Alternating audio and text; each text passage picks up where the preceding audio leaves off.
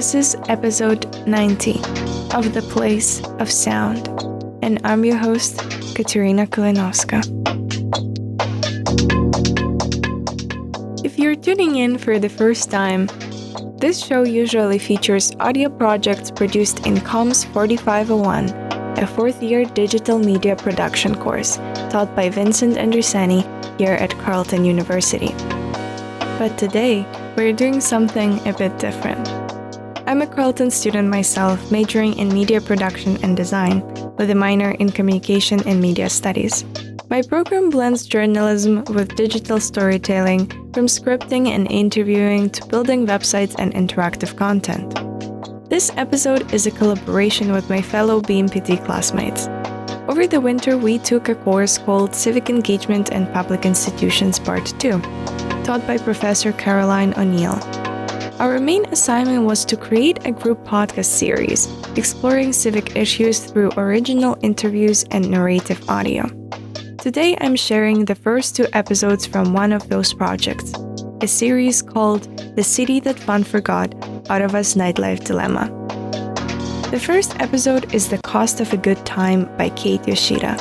It looks at how rising costs, shifting habits, and the impact of the pandemic have affected nightlife in Ottawa, and what it takes for venues to keep going. Featuring Dr. Young Lee and Back to Brooklyn owner Nigel, it's a look at resilience, regulation, and what it really costs to stay open. Here is The Cost of a Good Time by Kate Yoshida.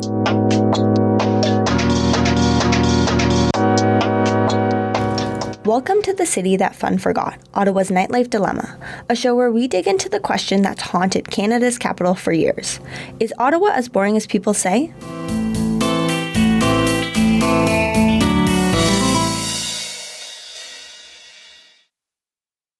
We're your hosts, Kate Yoshida, Alicia Primiani, Mackenzie Charbonneau, and Haban Omar Hassan, and this series explores the city after dark. What's on the rise, what's failing, and why?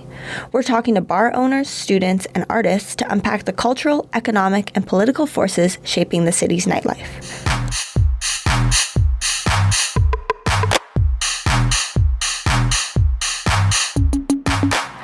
I'm today's host, Kate Yoshida, and on this episode of The Cost of Good Time, we're uncovering the truth on the economic realities of running a bar in Canada's capital.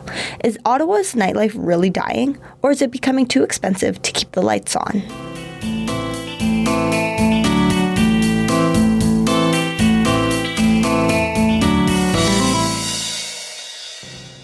Nightlife in Ottawa has been struggling for a long time. Often seen as a quiet government town with a harsh 9-to-5 culture, the city has found it difficult to shake that reputation, and in recent years, these cracks have deepened. While other major cities like Montreal and Toronto have bounced back from the pandemic with a bustling club scene and a vibrant downtown core, Ottawa's venues are closing at an alarming rate. Rising inflation, shifting consumer habits, and the skyrocketing cost of food, rent, and alcohol are just a few challenges business owners face in the hospitality and entertainment industries. A study conducted by Restaurants Canada indicated that nearly 50% of all independent hospitality businesses in Ontario are profiting at a loss.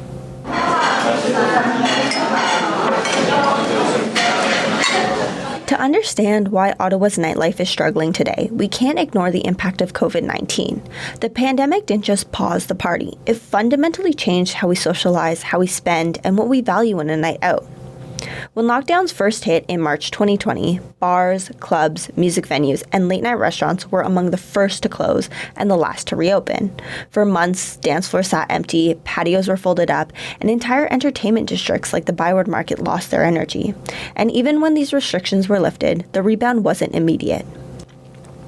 In cities like Ottawa, where the downtown core is heavily dependent on government workers and tourism, the shift to remote work created a ghost town effect. With fewer people commuting to work, the spontaneous after-work drinks and weekend outings began to disappear. And for new or smaller venues that hadn't built up a strong following yet, this meant navigating rising costs with declining foot traffic. According to Statistics Canada, nearly 1 in 4 food service businesses in Ontario shut down during the height of the pandemic, many of them to never reopen. And even those who survived, the financial strain was enormous, pivoting to takeout models, investing in outdoor dining setups, or laying off staff just to stay afloat. But perhaps the most lasting impact has been psychological. COVID-19 shifted consumer habits. People became more comfortable staying in, more cautious about crowds, and more selective with their spending. That stay-at-home culture hasn't entirely gone away. And for nightlife businesses built on spontaneous decisions, it's a change that's really hard to ignore.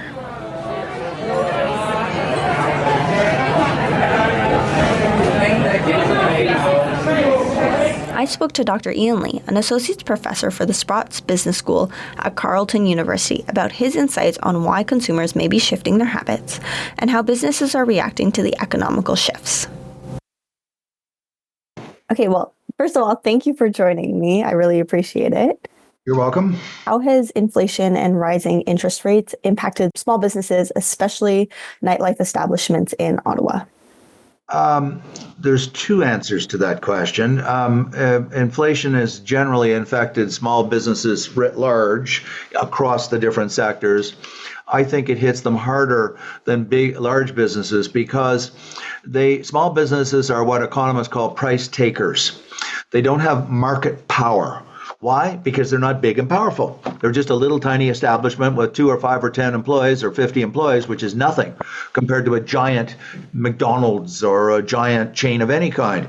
So they don't have market power to push and force, when I say force, make price increases stick. A Starbucks can do it. A small business can't, at least not as easily. It's much more difficult because they risk losing the customers who just walk away and say, I'm going to go somewhere else.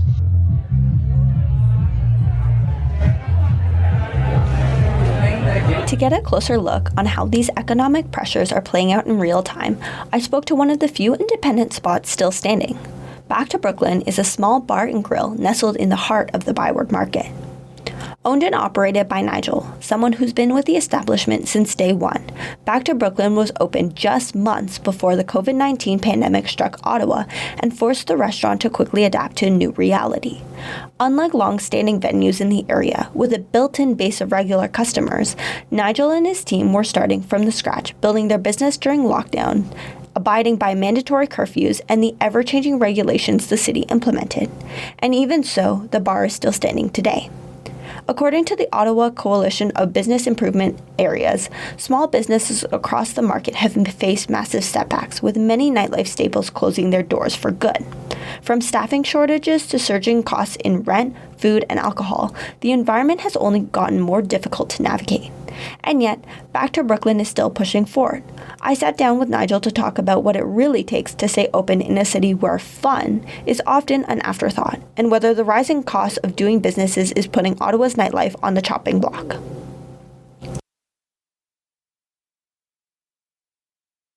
First of all, thank you for joining me. So how have rising costs, food, alcohol, staffing, and even rent affect your ability to operate as an establishment? Been really challenging. We do have a lease that we signed, so rent hasn't been changing too much for us. But you're absolutely right. Food costs, liquor costs, labor, obviously, with the minimum wage increase that keeps creeping up on us. It's been really challenging to try and keep our costs reasonable without having to gouge the customers by increasing our menu prices too much. So we've had to be creative in terms of ways to save money, ways to cut costs without sacrificing the guest experience. That's been a real challenge. So out of curiosity, what has changed for Back to Brooklyn since the pandemic? Yeah, the pandemic was an interesting time for us. Like I said, it was opened by my partners, Jamie and Will, and it was their first time sort of in hospitality in the restaurant business. I was working as a bartender actually back then. And we had some interesting challenges with constantly changing rules and lockdown rules to follow. At the time, we were very lucky because the city had agreed to close down Clarence Street for pedestrian traffic only, which allowed us to build an extended patio. So even during when outdoor seating was the only thing permitted and stuff, our restaurant grew 4 times the size in terms of our patio seating. So we were able to still, stay open, generate revenue, and give guests an awesome experience during the summer months. In the winter months, we had to get really creative. We ended up building a sort of heated patio. We ended up buying 50 snuggies for people, blankets, so they can sit on the patio, on the heated patio in winter and stay warm. Just different creative ways like that. And then obviously following all of the guidelines from public health. I know you mentioned during COVID, you were able to sort of have an open patio outside. But aside from that, have you received any sort of support from the city or even the province that has helped you sort of combat this like declining nightlife in Ottawa?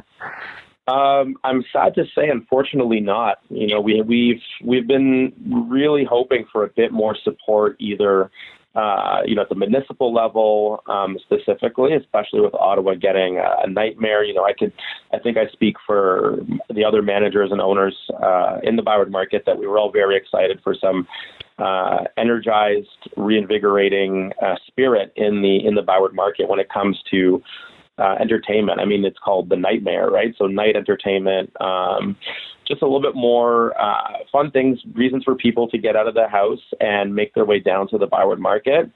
I felt like we've been lacking a little support, from the authorities, from officials in terms of what we're trying to do. I know there's been some incentives that have really had a negative impact on the entertainment industry in the Byward Market and tourism as well, in terms of, not closing down the street, as an example, in terms of having a pedestrian kind of fair walkway access. That was one thing that we've been lobbying for that hasn't been done, but also increased parking prices, increased parking regulation, making it a bit less accessible for people to want to get downtown. You know, things like last summer, they had a new incentive where no music was allowed downtown after 11 p.m., which was very interesting, as most of the bars and restaurants are obviously open past 11 p.m. till 2 a.m., but cracking down on what seems like fun. And I hate to say that Ottawa has a reputation as the city that fun forgot, but, it's not for lack of trying. I think once I speak for the owners and managers and bartenders and servers and most people in the market, when I say that it's not for lack of effort.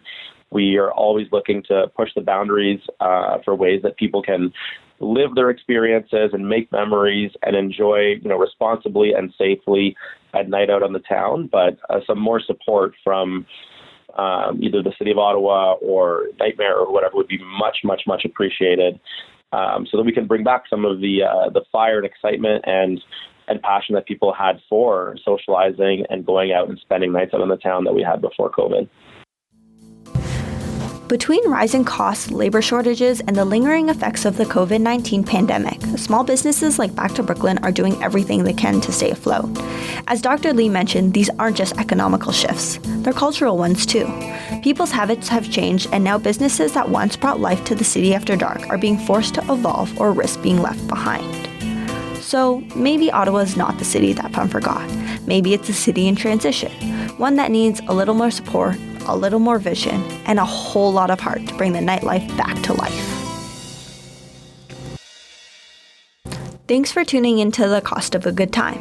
If you enjoyed this episode, be sure to check out our website for more insights into Ottawa's nightlife scene. Next time on The City That Fun Forgot, Ottawa's Nightlife Dilemma, Alicia will be covering Sip, Skip, and Stay In, and will explore the barriers of drinking culture in this city. That's a wrap. See you next time.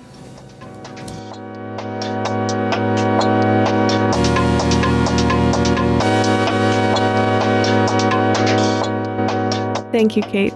That was eye-opening. When I moved to Ottawa in 2022, I couldn't understand why the nightlife felt so limited. Now it all makes sense. Up next is the second episode of the series, Sip, Skip, and Stay In by Alicia Primiani. She looks at how rising costs, safety concerns, and poor transit are reshaping how students go out or choose to stay in. With voices from Carleton students Ethan Bukarev and Julia Rimes, this episode offers a real look at how the students' nightlife experience is in Ottawa. Without further ado, take it away, Alicia. Welcome back to The City That Fun Forgot, Ottawa's Nightlife Dilemma. I'm your host, Alicia Primiani, and on today's episode, Sip, Skip, and Stay In, we're diving into the reality of going out in a city that's often been accused of being, well, a little too quiet.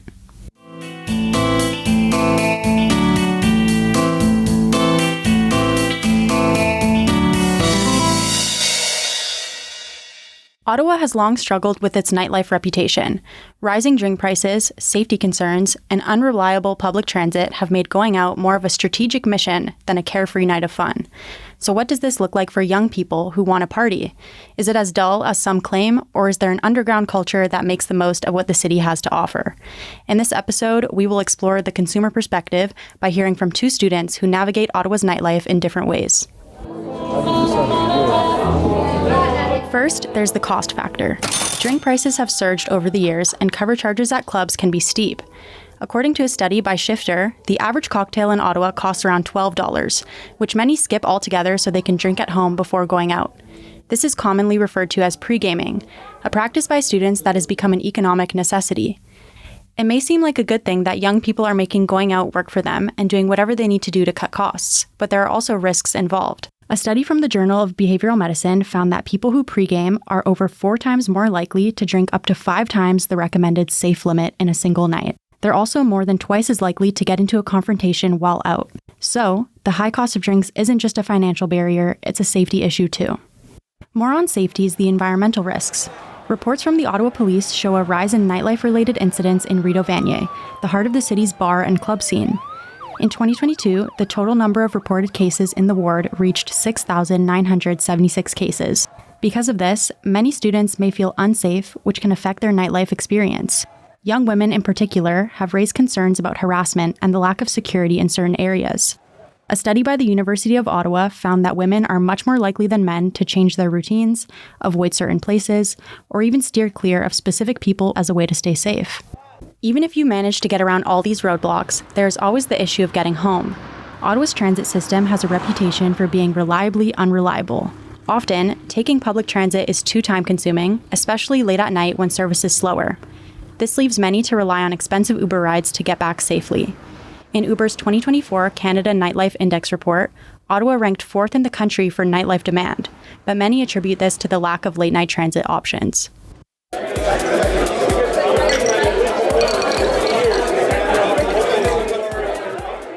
With all that in mind, let's hear from someone who has a unique experience with nightlife. Our first guest, Ethan Bukarev. Ethan is a student at Carleton University and is in his second year of engineering. He's the events organizer for a local frat, as well as a bartender at Back to Brooklyn and Berlin. Ethan is very immersed in the social scene and has seen nightlife from both sides, from behind the bar and as a partygoer. How much do you think a typical person or student would spend on a night out, and do you think there's any way that people could save money? Typically, you can expect to spend between, I'd say, $60 to $150 on a night out in Ottawa, which sounds like a lot. Like that's a lot of money. Like I went out with my friends this on Wednesday and I spent $380. Wow. Right? Like it gets, it's very easy to sort of light money on fire like that. And I'd say if you really were looking to reduce your cost and still have an enjoyable experience, the best thing you can do is like have a connection with somebody who's already inside of nightlife. Do you think pre-gaming is also really popular for people to try and save money? 100%. Absolutely. I think I did it when I was in first year, when I was, the broke university student. Like we'd go to the bars and maybe spend $10 to $15, and just heavily reduce the cost of going out by, pre-gaming with the boys. When you personally go out, do you live close to Byward, or would you take public transit or an Uber when you're going out? Coming from campus was difficult, especially taking public transit, because the Ottawa transit system is very, very underdeveloped when it comes to running shuttles at night. I'm from Toronto, from a big city. I'm used to the TTC coming every 3 minutes, and I thought that was slow. So it's especially when it comes after hours, after dark, I think it's very difficult to use public transit, and it becomes a huge cost of my going out goes towards the trip home or even the trip there. Other than transit, I know safety can be a really big issue for a lot of students. How safe do you think Ottawa's nightlife scene is, and do you think venues are doing enough to keep people safe? I would say that there definitely is safety concern when it comes to going out downtown and going out partying. I could tell you a story actually when I was still 18 in first year, and there's the bar in Gatineau. We'd go to Grenouille, and we would have, I went there with my roommates once when I was still in res, and the guy I shared a washroom with, my campmate, he got like heavily drugged. Like he got really, like they really messed him up. Wow. We had to, the bouncers actually, they threw him out of the bar, by his ankles and his arms, right? And then he got arrested by the Gatineau police and spent a night in jail for public intoxication. Even though he was drugged? Yes. And he got fined and was spent a night in prison because of what happened. And I'd say that it really depends on where you go. From my experience with security, there's a big security company. It's called Archer Security, and they do most of they provide most of the bars with security for, whatever it might be, your bouncers inside, your floaters upstairs. Archer is the company that provides the manpower to do that. They do a good job. They do their due diligence, but there have been instances where I've seen people almost die in the bar. So I find that when issues do arise, it's very easy to phase out the security that's working those events. It's definitely important to be careful when you go out. Other than that, is there anything you'd like to see changed about Ottawa's nightlife? I would say that what I would like to see changed is less of a monopoly when it comes to nightlife. Dreammind, the parent company of Show Berlin, they operate and they own, I'd say, 90% of the bars that you would ever go to. And the problem with this is that it's hard to find something new. And I say this is where Toronto really this is where like the Toronto nightlife kind of excels in. They have a lot of variety, whereas in Ottawa, it's very easy to find where to be.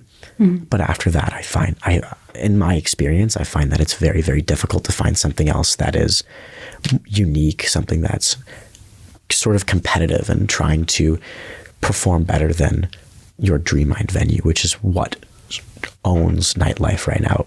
If Dreammind wasn't here, there would be no nightlife in Ottawa. There would be no clubs, no bars, the student experience would be abysmal.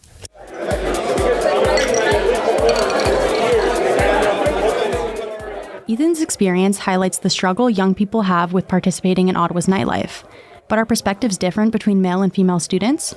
To get more insight, I spoke with Julia Rimes, a third-year student at Carleton University studying media production and design. Originally from Montreal, Julia has her own take on Ottawa's nightlife, or lack thereof. How much would you say you typically spend on a night out? Honestly, I try to spend as little as possible. So including Ubers, drinks, entrance fees, and all that kind of jazz, I feel like could add up to easily $75. But I do try to spend less, and I could aim for $50 on a good night. Speaking of cost, transit can sometimes be a really big factor. Do you typically take public transit or Uber on a night out? This is a tricky question because I am a public transit advocate, and I will always try to at least say, let's take the bus there and we can Uber back. That way we save on at least one trip. I'm also from Montreal, which is a city.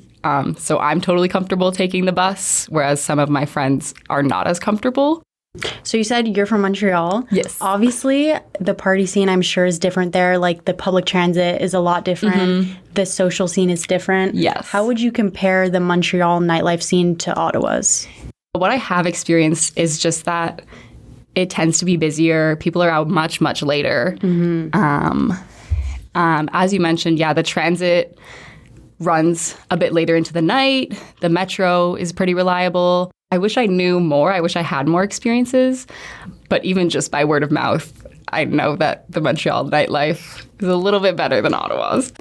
Montreal is definitely more well-known for their party scene. In terms of Ottawa, do you think it's a matter of knowing where to go, or do you think it's just lacking in general? See, that's tricky because the 3 years that I've lived there, I keep thinking that. I keep thinking, oh, you just have to know the good spots. And it doesn't seem that I have been able to find the good spots, which is starting to make me think that maybe it's just not that good in general.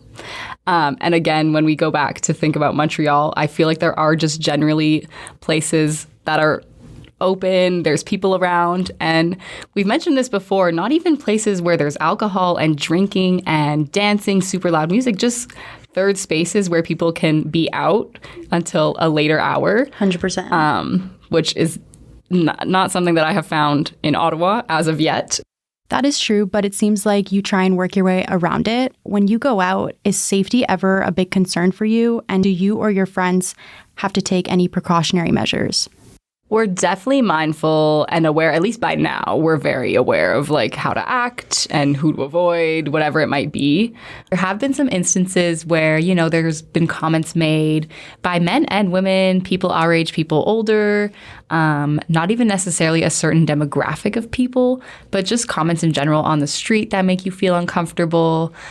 People's behaviors in the bars and the clubs sometimes make you a bit weary, and you do have to be more aware of that and on alert just in the event that something does escalate.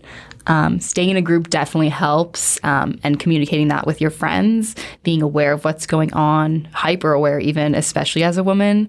I have found there's a very big difference in how I feel safety-wise when I'm out with guys in our friend group versus girls, a mix. I tend to feel much more comfortable when there are men around, which is so unfortunate to say in this day and age, but unfortunately that's the way it is. But again, just being so aware of your surroundings and proactive about what you would do in that situation.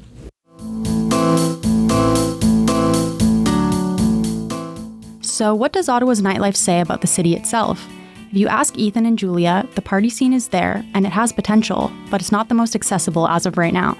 Between financial constraints, safety concerns, and unreliable transportation, it's clear that students are being pushed to rethink what a night out looks like. The future of Ottawa's nightlife may be in the hands of those who are still showing up, or maybe it's in the hands of those demanding a change. Next time on The City That Fun Forgot, Ottawa's Nightlife Dilemma, Mackenzie will be covering Last Call, Entertainers in Ottawa, and will explore the struggles of artists, comedians, and performers trying to make a living in this city. That's a wrap. See you next time.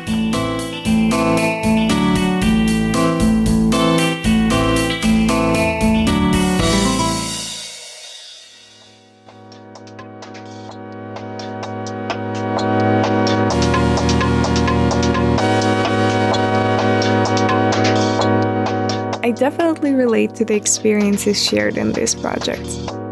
As someone who enjoys going out, I've felt those same frustrations. But as we just heard, there's always room for improvement, and a lot of people who care enough to make things better. Thank you Yoshida and Alicia Primiani for their thoughtful takes on Ottawa's nightlife. If you'd like to explore more, check out their interactive podcast website. The link is posted on this episode's webpage on theplaceofsound.ca. And as Alicia mentioned, this series isn't over. The final 2 episodes of The City That Fun Forgot are coming up next time on The Place of Sound. Until then, thank you for listening.